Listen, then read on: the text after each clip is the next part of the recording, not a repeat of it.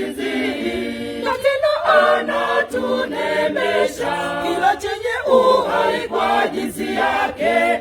Huyu ndiye Mungu, maana yeye anatulinda, wala kamwe halali hasinzii, na tena anatunemesha kila chenye uhai kwa jinsi yake.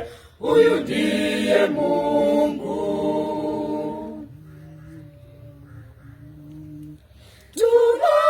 Tunapoteteleka, afya kuzorota, Mungu ndiye awe wa kwanza maishani mwetu, maana yeye anatulinda, wala kamwe halali hasinzii, na tena anatunemesha kila chenye uhai kwa jinsi yake.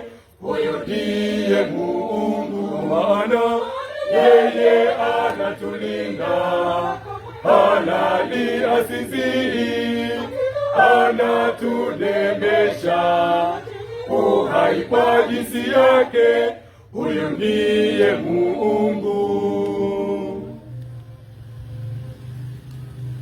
Kila inapoitwa leo tukumbuke, Mungu ndiye awe wa kwanza maishani mwetu, kwa maana yeye anatulinda, wala kamwe halali hasinzii, na tena anatunemesha kila chenye uhai kwa jinsi yake.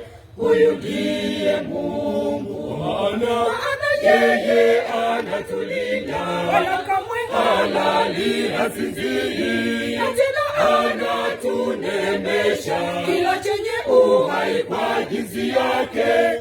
Huyu ndiye